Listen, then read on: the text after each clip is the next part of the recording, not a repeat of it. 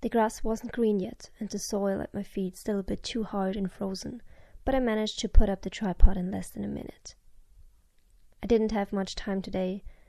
Although I loved photographing at this time of the year, the days of early spring still weren't quite as long as they used to be in summer.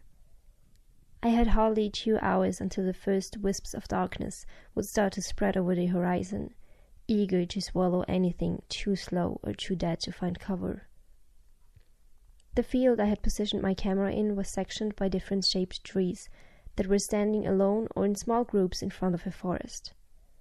They would look perfect on the pictures. The area was surrounded by several houses, yet I wasn't worried for onlookers. My habit of searching every building when arriving at a new village hadn't resulted in finding scared survivors, not in the least. What I had only found were the houses. Big, empty houses. There was no one here anymore. No one alive, I should clarify. I had found a few wanderers, but had decided to let them be. They wouldn't bring me any harm, as long as I was cautious and on the move. My camera clicked, and the test shot that I was used to photograph at every new location appeared on the screen.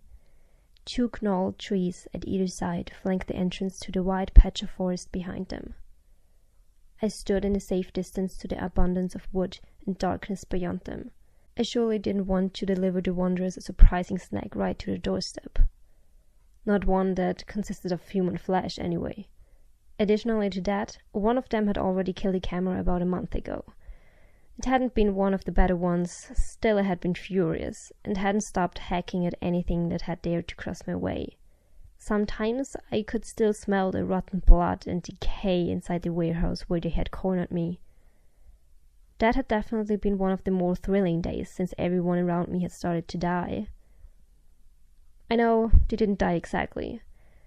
Dead people usually didn't start walking again once they were a heap of lifeless bones. But nobody seemed to know what had happened last fall, and I didn't actually have the strong desire to investigate in that matter. I had never been much of a social person, even before the apocalyptic turn in the history of humans. Therefore, it hadn't been that difficult for me to split from my old life. Thousands of people had been thrown headfirst into a new life, practically overnight.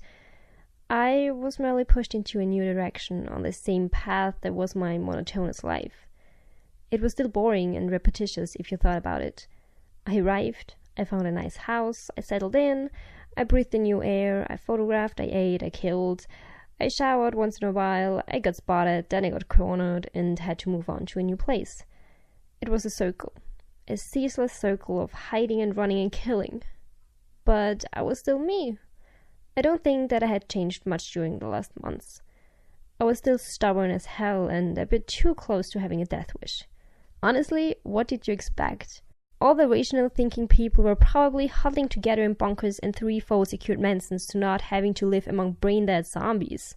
Anyone who was taking a step outside had a self-destructive urge, didn't they?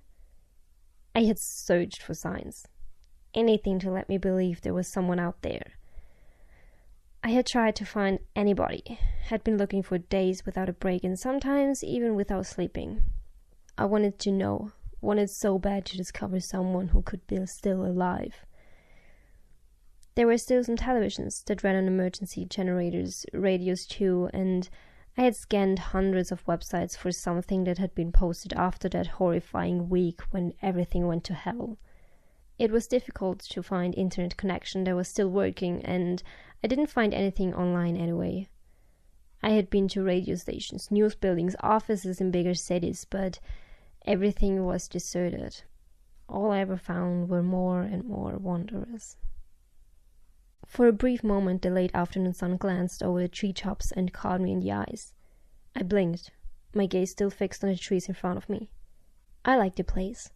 Not only this patch right here, but everything about the small village that I have been inhabiting for almost 2 weeks now. I hadn't been anywhere for that long in the former weeks and months on the run. Usually I was found out within the first 4 days, but I hadn't seen a lot of wanderers around here, so maybe I had a bit of a luck for once. Slowly I adjusted the camera one more time, then pressed the small button for the delayed action shutter release. I had 10 seconds to get in place. I moved right before a shape stumbled out of the labyrinth of trees before me.